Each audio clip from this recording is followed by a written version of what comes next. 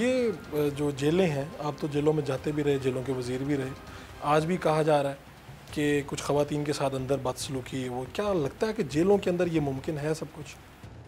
मैं इसको डिनाई तो नहीं करूँगा, एनीथिंग इज़ पॉसिबल, और शायद माजी में इस तरह के वाक़यात हुए भी होंगे, मगर इसको मैं समझता हूँ कि प्रॉपरली इन्वेस्टिगेट करना चाहिए।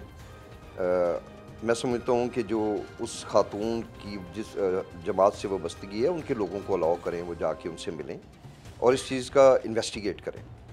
अगर ये हुआ है तो ये बिल्कुल ये उतना ही खौफनाक वाक़या है जितना आपने कोर कमांडर के घर को जलाया, अगर ये हुआ है जेलों में अगर हुआ। बिल्कुल। ये बताएं कि आपने जहाँ से इलेक्शन जीता है, पार्टी की वजह से जीता या अपने ज़ाती वोट बैंक की वजह से?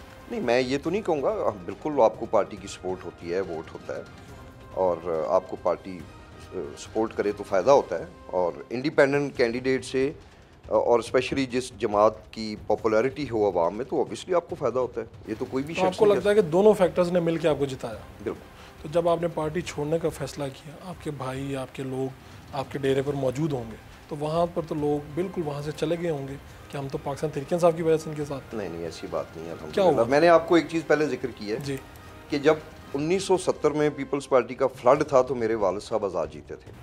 ये तो मैं जानता हूँ, आपकी हिस्ट्री में जानता हूँ, आप अकबर सियासी ख़ानदान है, लेकिन जानना ये चाह रहा हूँ कि इस प्रेस कॉन्फ्रेंस के बाद आपके हलके में आपके साथ लोगों का रवैया क्या है? मेरे जितने मेन सपोर्टर हैं, मैं समझता हूँ एक एमपीए के हलके में कम से कम 20-25 लोग होते हैं जो एक थिंक टैंक का काम कर रहे होते हैं। मेरे से अल्हम्दुलिल्लाह एक शख्स ने भी ये नहीं कहा कि आप ये फ़ैसला ना करें, उन सब के भी दिल रंजीदा थे। मैंने जब उनको डिस्कशन हुई, ये वाक़यात बताए कि किस तरफ हम जा रहे हैं, मैं आप मेरी बात पे यकीन कीजिए कि मुझे किसी भी शख्स ने ये नहीं कहा कि हम आपसे राय जुदा कर रहे हैं, सब मौजूद हैं। हाँ, नीचे अब चूँकि पब्लिक का अपना एक सेंटिमेंट होता है, जब हम जाएंगे एक्सप्लेन करेंगे चीज़ें और एक ग्रुप की शक्ल में या एक सियासी जमात की शक्ल में जाएंगे, तो मुझे उम्मीद है कि इंशाल्लाह लोग अच्छा रिस्पॉन्स करेंगे। पाकिस्तान तहरीक इंसाफ में आपकी वापसी के सारे रास्ते बंद हो चुके हैं? नहीं, देखिए, सियासत में ना आपको कोई रास्ता भी बंद नहीं करना चाहिए। सियासत नाम ही इस चीज़ का है।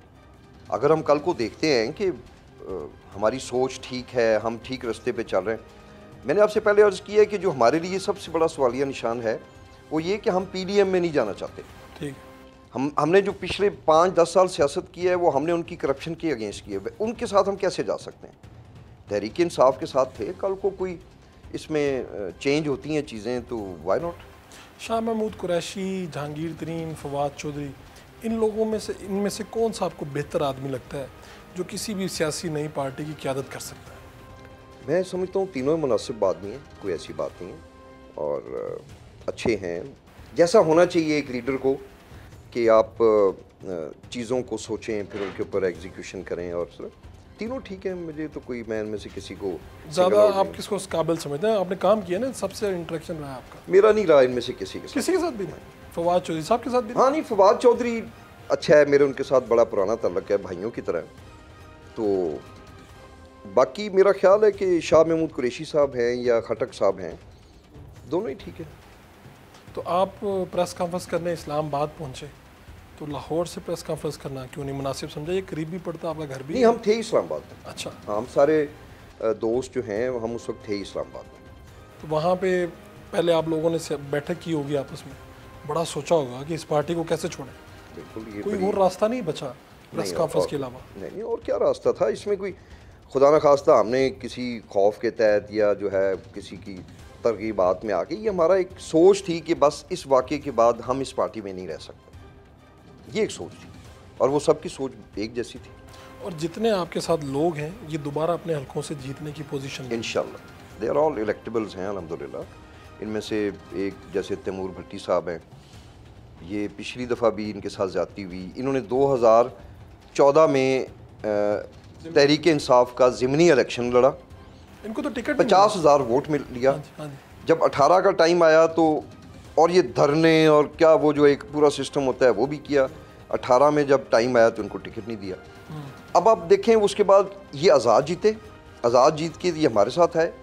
एक दिन इन्होंने कोई मुंह नहीं सुझाया कि मैंने वोट नहीं देना, साथ खड़े रहे पार्टी के। जब 23 आता है तो जनाब फिर टिकट नहीं दिया। ठीक इसी तरह मामून तारक साहब हैं, इनकी अपनी एक पॉलिटिकल हिस्ट्री है, फैमिली है। ये तो खैर अपने MNA के साथ इख्तलाफात की वजह से इनको तो पार्टी बुलाती रही और इन्होंने जाके टिकट नहीं लिया। तो इसी तरह चौधरी इखलाक साहब हैं, ये 3 ज़िलों में से वाहिद हमारे PTI के विनर थे लास्ट इलेक्शन में। तो कुछ उनके अपने में पल्ले में कुछ होगा ना जिसकी वजह से अवाम उनके साथ खड़ी है। उनको मैं ज़ाती तौर पे जानता हूँ, वो अवामी आदमी हैं। इसी तरह सरदार मनसब डोगर साहब नून लीग के सदर थे, टिकट नहीं मिला तो आज़ाद खड़े होके तो MNA भी जीत गए और MPA भी जीत गए। तो हम वो लोग हैं क्योंकि हमारी अल्हम्दुलिल्लाह अवाम में जड़ें, हमारा काम ही है सियासत करना। इसी के लिए हमने हर चीज़ अपनी उजाड़ के रख दी।